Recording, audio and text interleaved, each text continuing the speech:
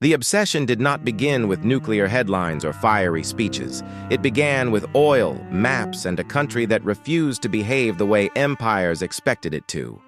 To understand why the West fixates on Iran, you have to go back to a time when Iran wasn't seen as a threat at all, but as a prize. In the early 20th century, Iran sat atop one of the largest oil reserves on Earth, right at the crossroads of Europe, Asia, and the Middle East. For Britain, this was not just convenient, it was essential.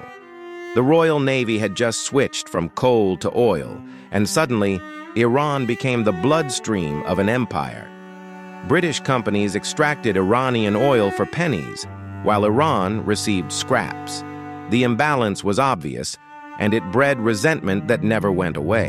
Then in 1951, Iran did something unforgivable. It chose itself. Mohammad Mossadegh, a democratically elected prime minister, nationalized Iran's oil industry. To Iranians, it was justice. To the West, it was a warning shot. If Iran could defy foreign control and survive, others might follow. So the CIA and British intelligence intervened. In 1953, they orchestrated a coup, removed Mossadegh, and restored the Shah as an absolute ruler. Officially, this was about stability. Unofficially, it was about control. That moment left a scar deeper than any sanction or speech. Iranians learned that Western support for democracy ended the moment it conflicted with Western interests. For the next 25 years, Iran was a loyal ally of the West. The Shah bought Western weapons, hosted Western leaders, and enforced Western priorities. But at home, his rule was brutal. Secret police, censorship, and torture became normal. And every abuse carried a silent signature: foreign backing. When the Iranian Revolution exploded in 1979, it wasn't just a revolt against a king, it was a rejection of humiliation. The revolution transformed Iran from a predictable ally into something far more unsettling to the West.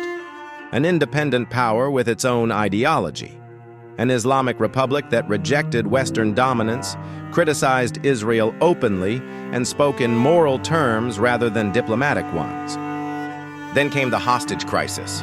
American diplomats were seized, paraded on television, and held for 444 days. For the United States, it was a national trauma. For Iran, it was revenge, symbolism, and defiance rolled into one. From that moment on, Iran was no longer just a country. It became a villain in the Western imagination. But obsession requires more than anger. It requires fear. Iran is not the strongest country in the Middle East. It does not have the most advanced military. But it has something more destabilizing: patience. Iran plays the long game. It builds influence slowly through allies, militias, ideology, and survival. Hezbollah in Lebanon, influence in Iraq, ties in Syria, support for groups the West labels as terrorists, but Iran calls resistance. This makes Iran hard to fight and impossible to ignore. Then there is geography. Iran sits beside the Strait of Hormuz, the narrow waterway through which roughly a fifth of the world's oil supply passes. Any serious conflict involving Iran threatens global energy markets. Prices rise, economies shake, governments panic. Few countries have that kind of... And then there is the nuclear question. Iran insists its nuclear program is peaceful. The West suspects otherwise. But beneath the technical arguments lies something deeper: trust, or rather, the absence of it. From Iran's perspective, nuclear capability is insurance. Iraq was invaded. Libya was dismantled. North Korea was left alone. The lesson, at least in Tehran, was obvious. From the Western perspective, an Iran with nuclear capability would redraw the balance of power in the Middle East. It would weaken Western allies, strengthen rivals, and signal that pressure, sanctions, and isolation had failed.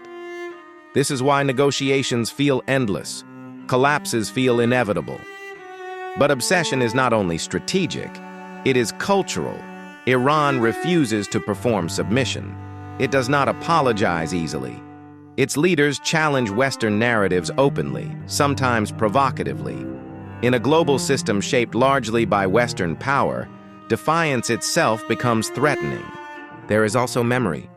For the West, Iran represents a loss of control, a former ally that turned publicly and dramatically. For Iran, the West represents betrayal, interference disguised as friendship. Both sides are trapped in their own historical grievances, replaying the same arguments with new vocabulary. Sanctions pile up, rhetoric escalates, protests erupt, leaders change.